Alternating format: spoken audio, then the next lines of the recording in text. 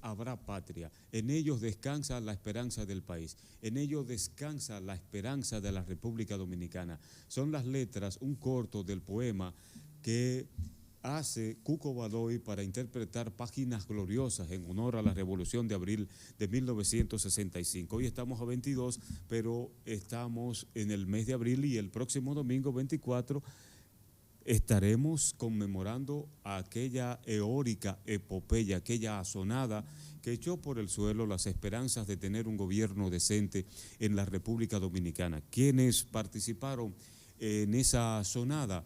La oligarquía de ese entonces, los militares que tenían una gran ventaja a su favor para hacer actos ilícitos de corrupción y finalmente apoyados por la Iglesia Católica. Hubo acontecimientos como, por ejemplo, que no llegaron a definirse una manifestación por parte de estudiantes al pie del Palacio Nacional para procurar mayor presupuesto en ese momento a la Universidad Autónoma de Santo Domingo y a la Secretaría de Estado de Educación, que era como se llamaba.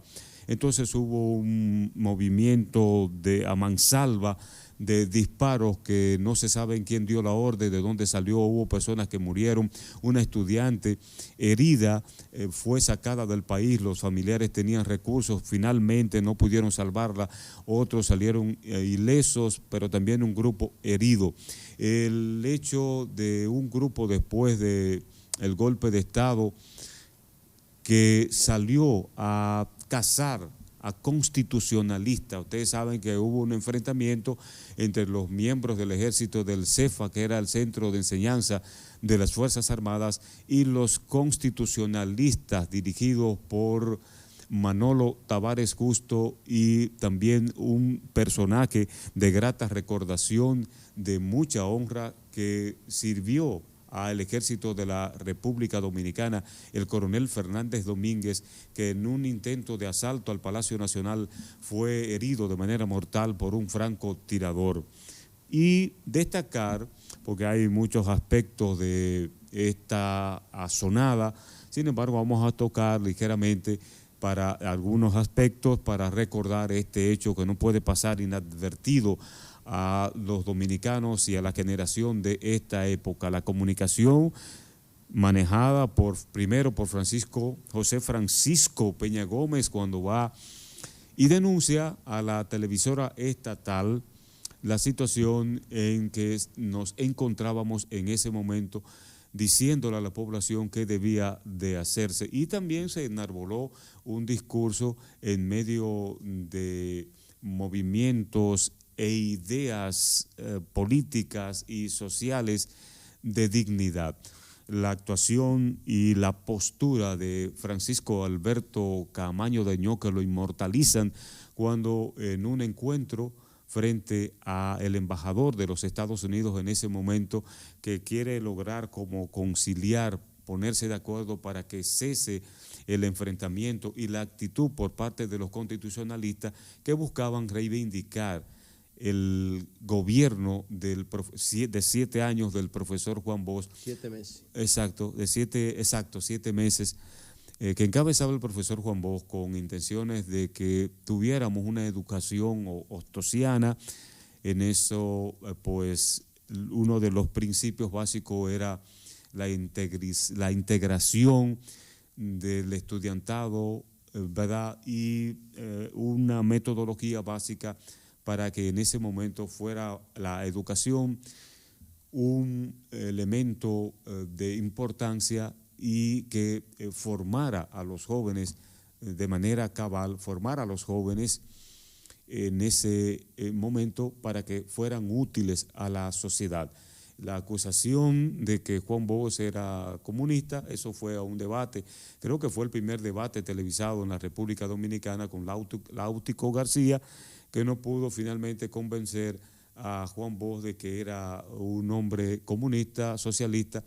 Juan Bosch tenía mucha cultura, era un hombre que leía y trataba de edificarse sobre los acontecimientos del mundo, y dentro de esas obras, en ese momento leyó obras hechas por Carlos Marx, con instrucciones ahí, El Capital, una obra magnífica, ¿no?, que hay que dedicarle mucho tiempo para usted interpretarla, para usted entenderla. Tenía un pensamiento de avanzada, pero en ningún momento pretendía incorporar aquí un gobierno de izquierda. En ese momento teníamos un ejemplo de heroísmo por parte de Cuba, nuestro vecino cercano en las Antillas, que había irrumpido todo un antro de corrupción, de desmoralización en Cuba con el gobierno de Batista, y el triunfo de la Revolución Cubana fue un ejemplo para todos estos países, incluso hasta el punto de contagiarnos en la República Dominicana. Sin embargo, Juan Bosch estaba simplemente empapado, edificado de todo lo que consistía la izquierda en ese momento, pero no era su intención incorporarla, llevarla a cabo como gobierno en la República Dominicana. En ese paso, en esa transición, la caída de Juan Bosch hasta 1966 y algo, que luego se hicieron elecciones, unas elecciones amañadas, patrocinada por los Estados Unidos, llena de miedo, de terror, para que Juan Bosch no saliera, y finalmente pusieran un títere a favor de los Estados Unidos que se llamó el doctor Joaquín Balaguer. También un hecho resaltable, fruto del contagio y el triunfo de la Revolución Cubana, la actitud, si se quiere, utópica de Manolo Tavares Justo, de zarpar las escarpadas,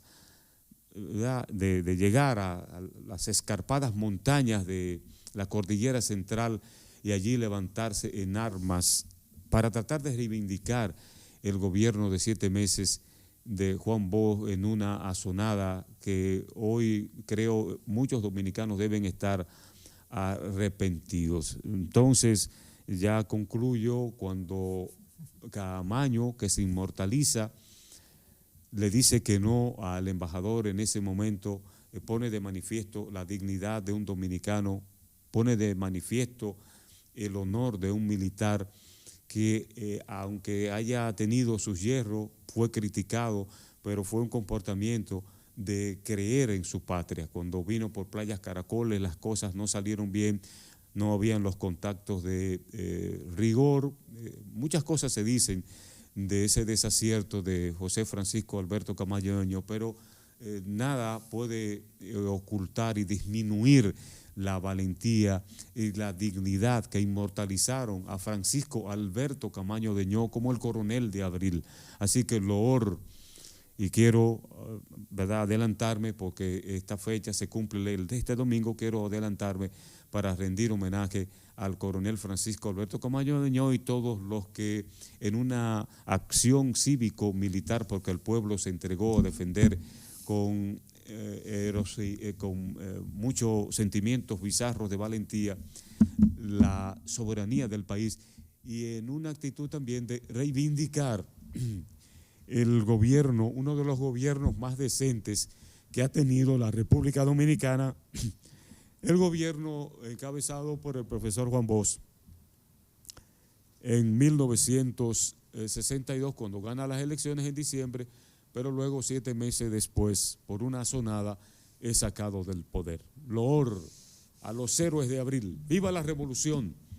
Oh, pero ven acá, pero eso fue como panfletista. Sí, no, oye, de que viva la revolución. ¿Y qué es eso? Pero ¿cuál pero ven acá. ¿Cómo que pero ¿cuál revolución? Ah, la de 65. La de 65.